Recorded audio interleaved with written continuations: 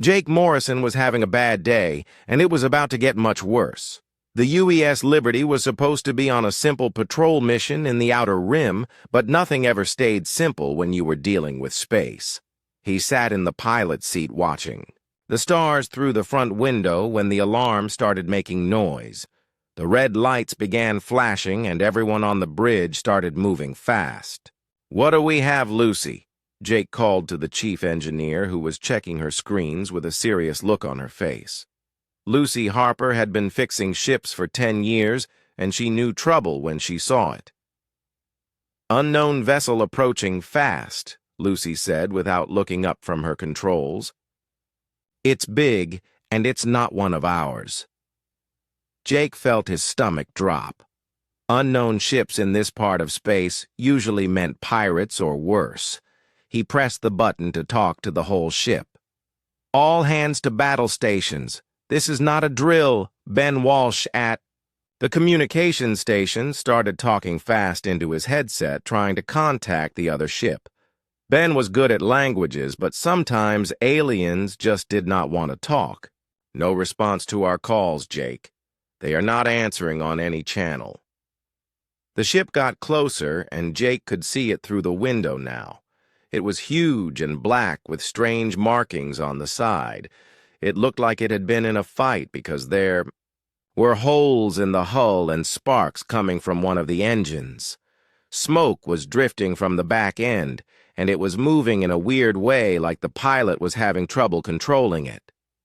"That ship is damaged," Lucy said, pointing at her screen. "Their power is failing and life support is getting weak." Jake made a quick choice. "Bring us alongside and get ready to board." If they wanted to fight us, they would have done it already. The boarding party got ready fast. Jake put on his spacesuit and grabbed his weapon. Lucy and Ben came with him along with 4 security guards. They connected the ships with a boarding. Tube and Jake went first through the airlock. The alien ship was dark inside, and the air smelled strange. Emergency lights were flashing red, and Jake could hear the hum of failing systems. They moved through the corridors carefully with their weapons ready. The walls had symbols Jake had never seen before, and everything was built for someone much taller than humans. They found the bridge at the front of the ship.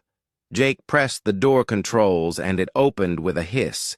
Inside was the strangest thing he had ever seen. Sitting in a chair that was way too big for any human was an alien that made Jake stop and stare.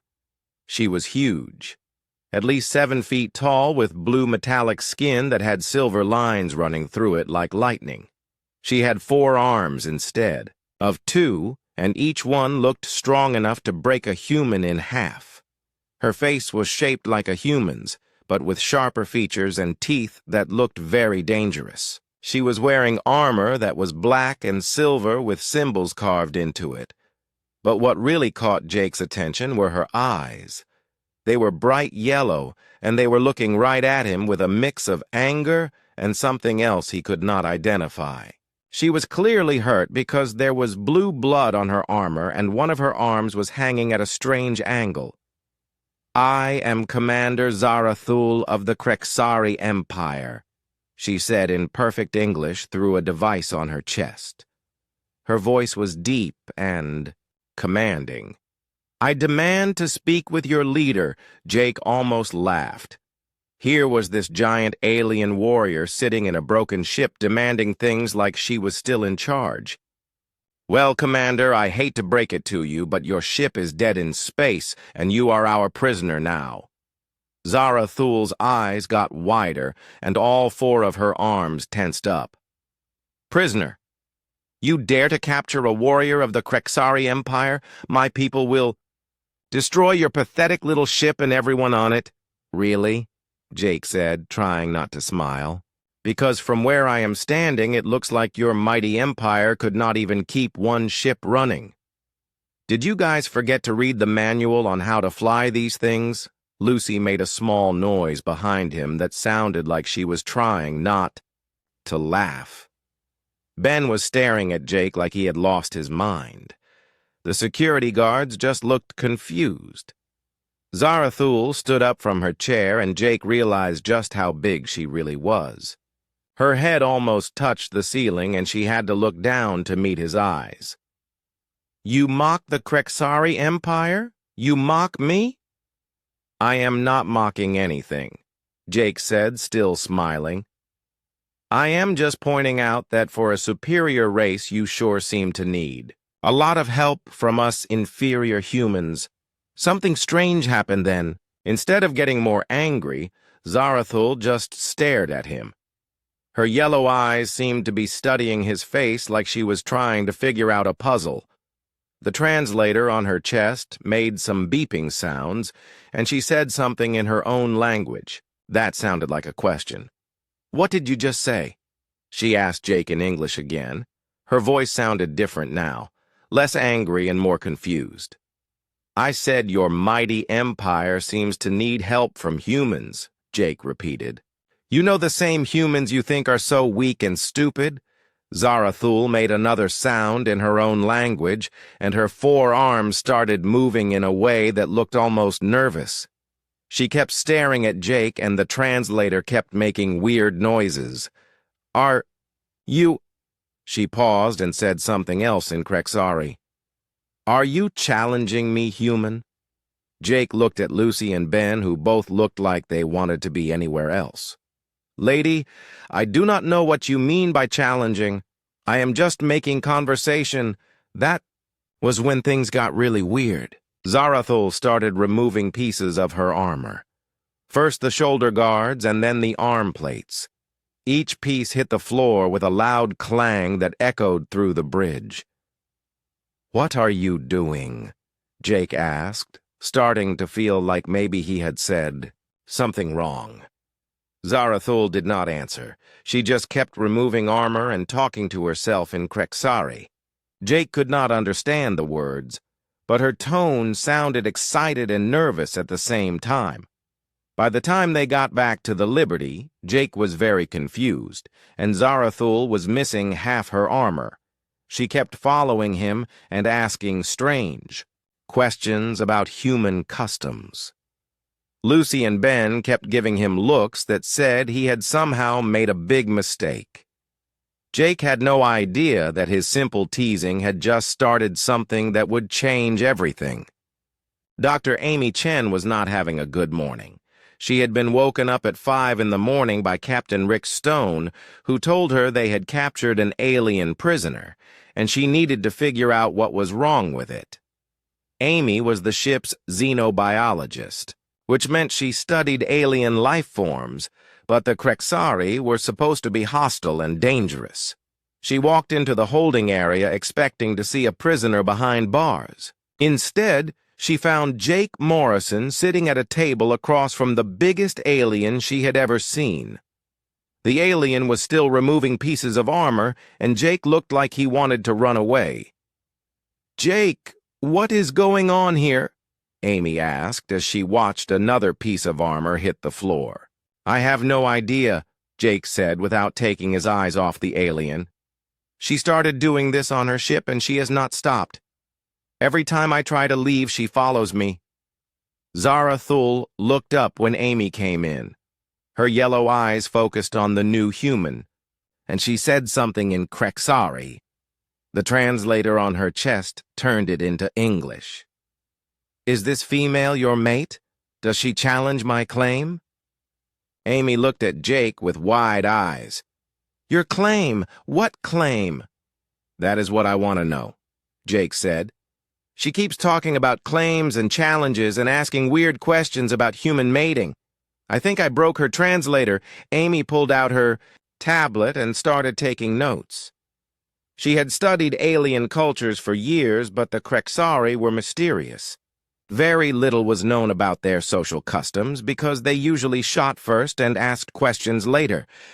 "Commander Zarathul," Amy said carefully. "Can you explain what you mean by claim?" Zarathul stood up, and Amy had to step back. The alien was huge, and even without all her armor, she looked dangerous. "This human has challenged me in the way of the old customs. He mocks my strength and questions my worthiness. By the laws of my people, he seeks to claim me as battle mate. Jake's mouth fell open. Battle mate? Lady, I was just making jokes. Jokes. Zarathul repeated, and the translator made more beeping sounds. Yes. Humor challenges. The ancient way of testing a potential mate's wit and courage. Amy felt her heart racing as she realized what was happening. Jake, I think you accidentally triggered some kind of courtship behavior. Courtship, Jake said, standing up so fast his chair fell over. I was not courting anyone. I was just being sarcastic, but Amy was already pulling up files on her tablet. She had studied hundreds of alien species, and some of them had very strange mating customs. In some cultures, teasing and mockery are forms of flirtation. It shows intelligence and confidence. Zarathul made a sound that might have been agreement. Yes, human female. Your male shows great wit and fearlessness. He mocks a Kreksari warrior without fear of death. This proves he is worthy. Worthy of what exactly? Jake asked, but Amy was afraid she already knew the answer. Worthy to be my chosen battlemate, Zarathul said as she removed another piece of armor. I have never met a being brave enough to mock. Me to my face. Your humor challenges prove your strength. Captain Stone chose that moment to walk into the holding area. Rick Stone had been a ship captain for 20 years, and he thought he had seen everything. He stopped and stared when he saw Zarathul, who was now wearing about half as much armor as when she had arrived. Dr. Chen, what is the situation here? Stone asked in his command voice. Sir, I believe Lieutenant Morrison has accidentally initiated a Kreksari mating ritual, Amy said, trying to sound professional. Stone looked at Jake, who was turning red. He did what? It was an accident, Jake said quickly. I was just making fun of her broken ship, and somehow that means I want to marry her. Zarathul made another sound in Kreksari and removed her chest armor. Underneath, she was wearing something that looked like a metal shirt, but it showed a lot of blue skin. Marriage is too weak a word, human. Battlemates are joined for life in combat and in the sharing of strength. Sharing of strength, Amy muttered as she typed on her tablet. Captain, this could be a serious diplomatic incident. Commander Zarathul appears to be following some kind of ancient bonding protocol. Stone rubbed his forehead like he was getting a headache. Can we reverse it? Can we convince her that Morrison is not interested? I am standing right here, Jake said.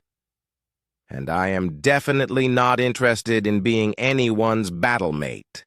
But when Jake said that, Zarathul looked hurt. Her yellow eyes got darker, and she made a sad sound in her own language. You reject me? Am I not worthy of your humor challenges? No. That is not what I meant, Jake said quickly. I mean, yes, you are worthy, but I was not trying to challenge you. I was just talking. Just talking, Zarathul repeated. You speak of my failures and mock my ship with no purpose? This is more insulting than a challenge. Amy could see this was getting worse fast. Commander Zarathul, in human culture, we sometimes tease people we like without meaning anything serious by it. Zarathul's eyes got bright again. So you do like me, human Jake? Your teasing was meant to show affection? Jake looked at Amy and Stone like he was asking for help. I mean, I do not dislike you, but... Then you accept my claim, Zarathul said, and removed more armor. I will prove my worthiness to be your battlemate. That was when things got really bad. Zarathul started talking in Kreksari, and her voice got louder and more excited. Other crew members who were walking by stopped to stare. Ben Walsh came running when he heard the noise. What is happening? Ben asked as he saw Zarathul, who was now wearing very little armor and seemed to be making some kind of speech. I think she is declaring something, Amy said, listening to the translation. She is saying that Jake is her chosen mate and she will serve him with honor. Serve me, Jake said. I do not want anyone to serve me. But Zarathul was not listening. She knelt down on one knee, which put her at about Jake's eye level.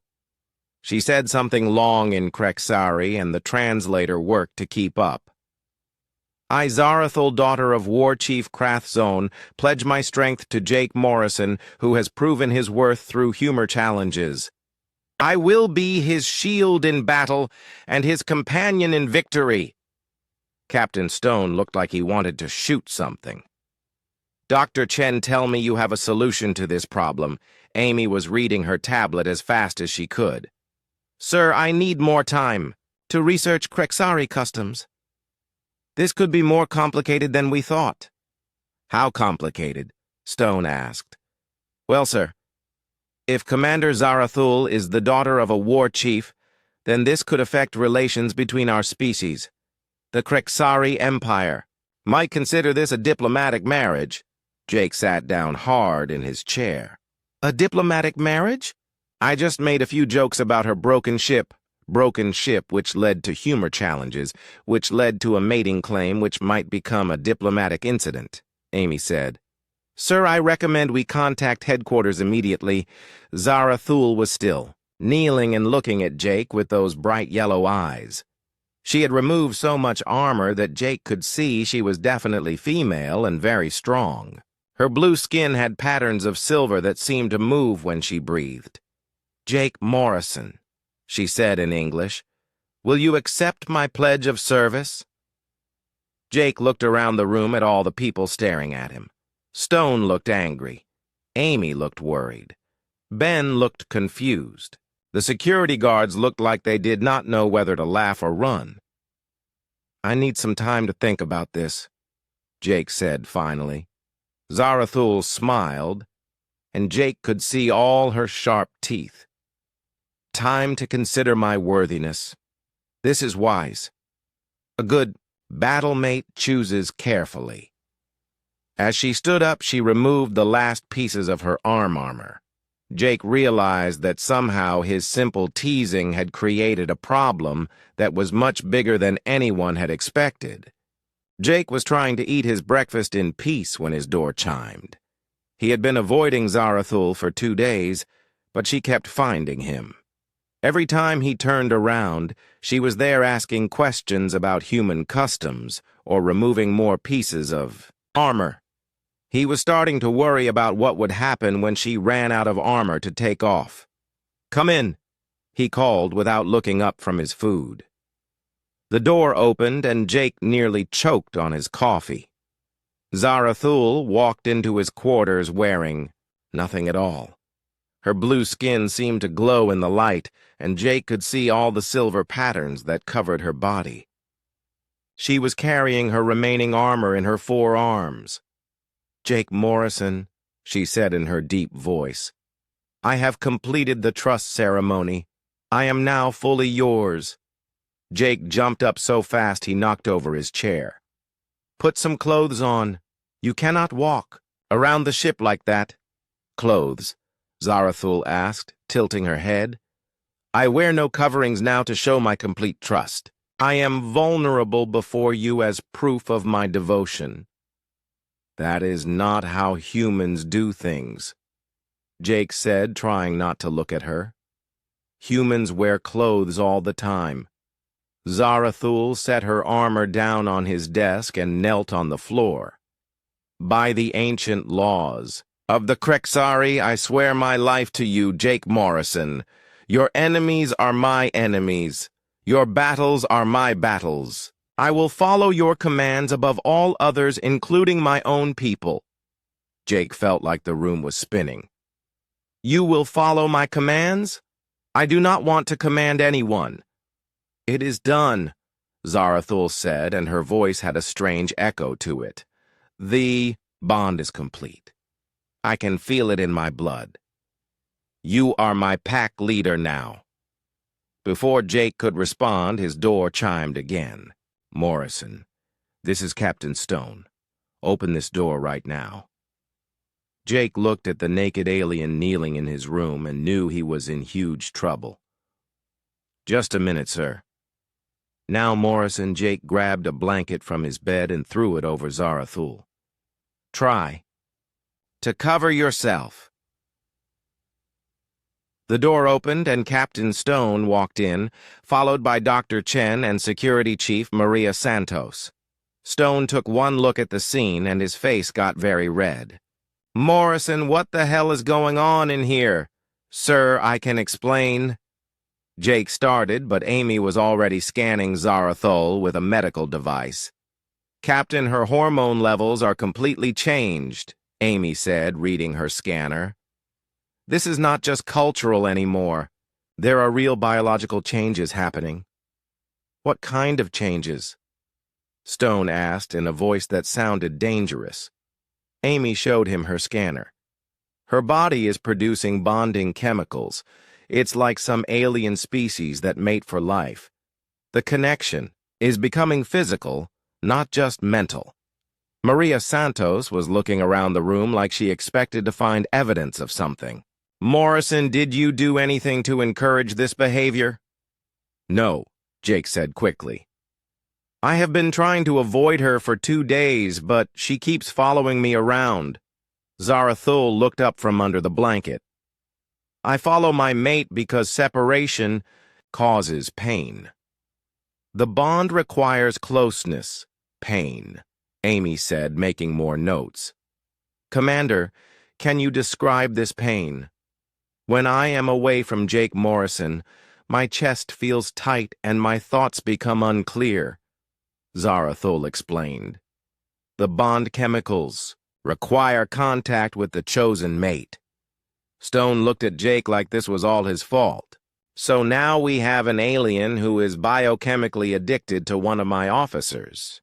"It appears that way, sir," Amy said. "Captain, there is something else you need to know. I have been researching Commander Zarathul's background." "What did you find, Amy?" Pulled up a file on her tablet. "She is not just any Krexari warrior. She is the daughter of Supreme War Chief Krathzon, who leads the entire Krexari military." The room got very quiet. Jake felt his stomach drop to his feet. "The Supreme War Chief? Like the leader of their whole empire? One of the most powerful beings in known space," Amy confirmed. "And his daughter has just sworn a life oath to a human lieutenant?" Maria Santos whistled low. "This is going to cause a diplomatic nightmare." "It gets worse," Amy continued. "I contacted the Krexari embassy on Titan Station. Commander Zarathul was reported missing 3 days ago. Her father has mobilized 3 battle fleets to search for her." Stone sat down hard on Jake's couch. 3 battle fleets. How many ships is that?" "Approximately 200 vessels, sir, each one capable of destroying a planet." Jake looked at Zarathul, who was still kneeling on his floor wrapped in a blanket.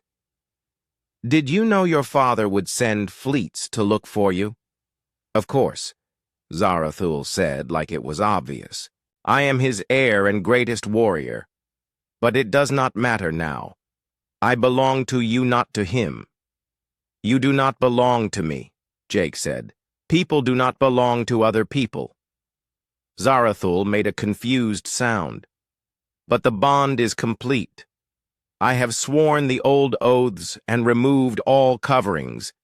You are my pack leader until death." Amy was typing frantically on her tablet. "Captain, I am finding references to these old oaths in Krexari historical records. They are apparently binding under Krexari law and cannot be broken once completed." "Cannot be broken," Stone repeated. "So we cannot just send her home." "Not without violating her sworn oath, which would be considered a grave dishonor," Amy explained. She could be executed for breaking such a bond. Jake felt like he was going to be sick. So because I made a few jokes about her broken ship, I have accidentally enslaved an alien princess and started a war. You have not started a war yet, Maria Santos said. But when 3 Krexari battle fleets show up looking for their missing princess, that could change fast. Zarathul stood up, letting the blanket fall to the floor. Jake quickly looked away, but not before noticing that the silver patterns on her skin seemed to be glowing brighter. I am not enslaved, she said firmly. I chose my mate through the ancient trials. Jake Morrison proved his worth, and I gave my oath freely, but I did not know I was proving anything, Jake protested. I was just talking. Ignorance does not change the results, Zarathul said. You challenged me, and I accepted. The bond formed naturally as it should. Amy's scanner started beeping frantically. Captain, her biochemistry is changing again. The bonding process is still happening. What does that mean? Stone asked. I think it means the connection is getting stronger, Amy said. Captain, we need to make a decision about what to do. Those Krexari fleets will be here soon. Stone looked at Jake with an expression that was part anger and part pity. Morrison, you have managed to create the biggest diplomatic crisis in human history by being sarcastic to the wrong alien. I know, sir, and I'm sorry, but what do we do now? Before Stone could answer, the ship's alarm started ringing. Maria Santos pressed her communicator. Santos here, what is the situation? Chief, we have multiple contacts on long-range sensors, came the reply. Looks like a large fleet heading our way fast. Stone stood up and headed for the door. How large? Over 100 ships, sir. They are broadcasting Krexari identification codes. Jake felt all the blood drain from his face. Zarathul smiled, and her sharp teeth gleamed. My father comes to find me. Now you will meet the Supreme War Chief, and he will judge your worthiness as my mate. This keeps getting better and better, Jake muttered as the alarm continued to ring, and somewhere in space, the most powerful military force in the galaxy was heading straight for them. The main conference room had been turned into a diplomatic meeting space, but Jake thought it looked more like a place where people came to die. Captain Stone sat at one end of the long table looking like he had not slept in days. Jake sat next. To him, trying not to think about the 100 Krexari warships surrounding their little vessel. Zarathul stood behind Jake's chair wearing a simple human uniform that had been modified for her 4 arms. She had refused to sit down because she said a warrior's place was at her mate's back. Jake had given up trying to argue with her about the mate thing. The conference room door opened, and the biggest alien Jake had ever seen walked in. Supreme. War Chief Krathzon was even taller than his daughter and twice as wide. His blue skin was darker than Zarathul's and covered with scars from what must have been hundreds of battles. He wore armor that looked like it was made from black metal, and his yellow eyes seemed to glow with inner fire. Behind him came 2 other Krexari who looked like bodyguards. They carried weapons that could probably destroy the whole ship. Jake tried to look calm, but his hands were shaking under the table. Father, Zarathul said in her own language, and bowed her head slightly. Krathzon looked at his daughter, and then at Jake. When he spoke, his voice was like distant thunder. So this is the human who has stolen my daughter. The translator device on the table turned his words into English. Jake stood up because it seemed like the right thing to do, even though it made him feel very small. Supreme War Chief, I want you to know that I never intended for any of this to happen, Jake said. I was just making conversation and somehow it got misunderstood. Krathzon's eyes narrowed. Conversation? You mock a Krexari warrior and call it conversation? Well, yes, sir, Jake said. In human culture, we sometimes tease people without meaning anything serious by it. Teasing. Krathzon repeated the word like it tasted strange. You insult my daughter for amusement? Jake could feel sweat running down his back. Not to insult her, sir. More like friendly joking. Humans do it to show they are comfortable with someone, Zarathul spoke up from behind him. Father, he challenged me with humor and wit. He showed no fear of my strength or my rank. This proved his worthiness. Krathzon looked at his daughter for a long moment. And you accepted his challenge? I did, father. The old ways called to me, and I followed them. The old ways, Krathzon said slowly. It has been many generations since a warrior invoked the ancient bonding laws. Captain Stone cleared his throat. Supreme War Chief, we understand this is a difficult situation. We are prepared to work with you to find a solution that honors both. Our people's Krathzon turned his attention to Stone. There is only one solution, Captain. If this human has truly bonded with my daughter, then he must prove his worth through the traditional trials. Trials? Jake asked, and his voice cracked a little.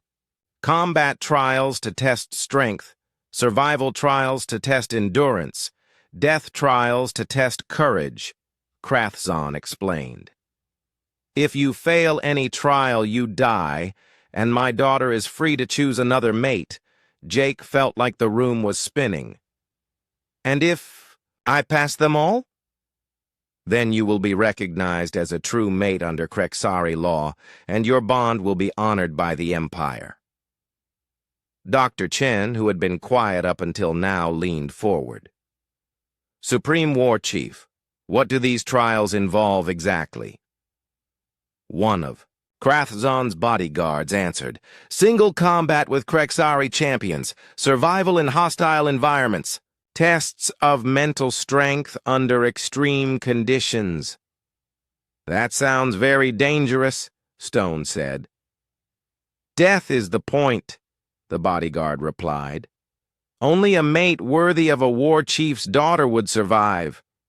Jake looked at Zarathul, who was watching him with those bright yellow eyes.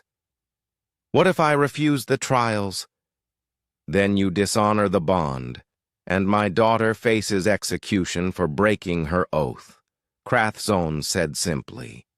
The room got very quiet. Jake realized that somehow his stupid jokes had put an innocent person's life in danger. She would really be executed. Ancient law is clear, Krathzon explained. A warrior who breaks a life oath brings shame to their family and their people. Death is the only way to restore honor. Jake stood up straighter. Then I accept the trials. Jake, no, Captain Stone said quickly. You do not have to do this. Yes, I do, Jake said. I got her into this mess, and I am not going to let her die because of my mistake. Krathzon seemed surprised by Jake's answer. You would risk death for my daughter, even though you claim the bond was accidental?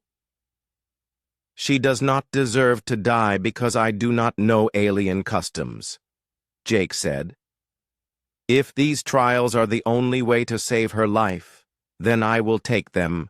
Zarathul made a sound behind him that might have been pride or affection. See, father? He shows courage and honor even when facing death. This proves my choice was correct. Krathzon studied Jake for a long moment. Very well, human. The trials will begin tomorrow. But I warn you, they are designed to kill anyone unworthy of joining a war chief's family. What exactly will I be facing? Jake asked.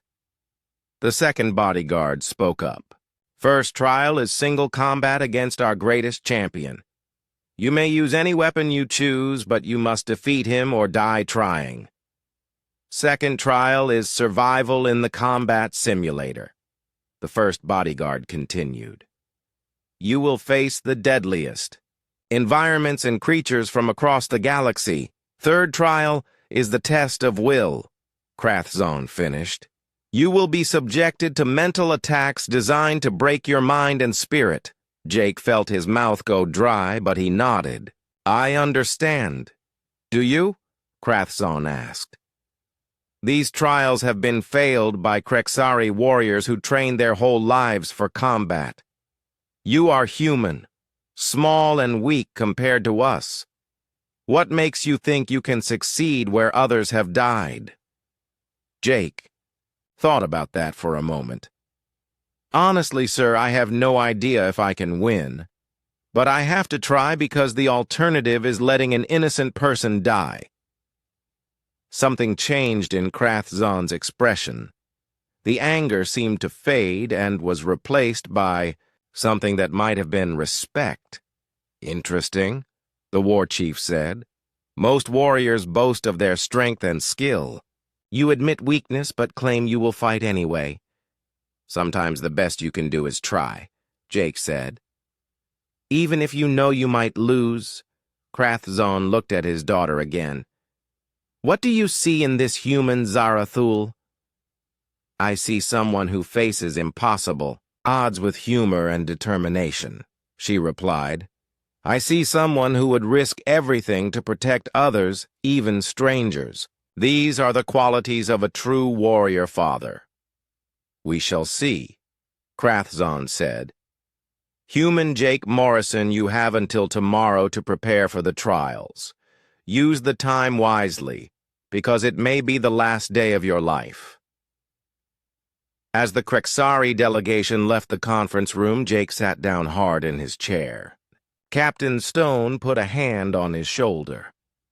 You do not have to do this, Jake, Stone said quietly. Yes, I do, Jake replied. Besides, how hard can it be to fight alien monsters and survive mental torture? Zarathul leaned down and whispered in his ear. Do not worry, my mate. I believe in your strength. Jake just hoped her belief would be enough to keep him alive through whatever was coming next. Jake woke up on the morning of the trials feeling like he was about to throw up. He had spent most of the night trying to figure out how to fight aliens who were twice his size and 3 times as strong. Every plan he came up with ended with him getting killed in creative ways. Zarathul was sitting in the corner of his room watching him sleep. She had refused to leave his side since the trials were announced. Are you ready, my mate? No, Jake said honestly. I am probably going to die today, perhaps, Zarathul agreed. But you will die with honor, and that is what matters. Jake got dressed in his best uniform and tried to eat breakfast, but his stomach was too nervous. Captain Stone met him outside the shuttle bay with the rest of the senior crew. Everyone looked worried. Jake, I want you to know that whatever happens today, you are doing the right thing, Stone said. Thanks, Captain, Jake replied. If I do not make it back, tell my family I was thinking about them. Dr. Chen handed him a small device. This is a medical scanner. It might help you understand what you are facing in the trials. Ben Walsh shook his hand. Good luck, Jake.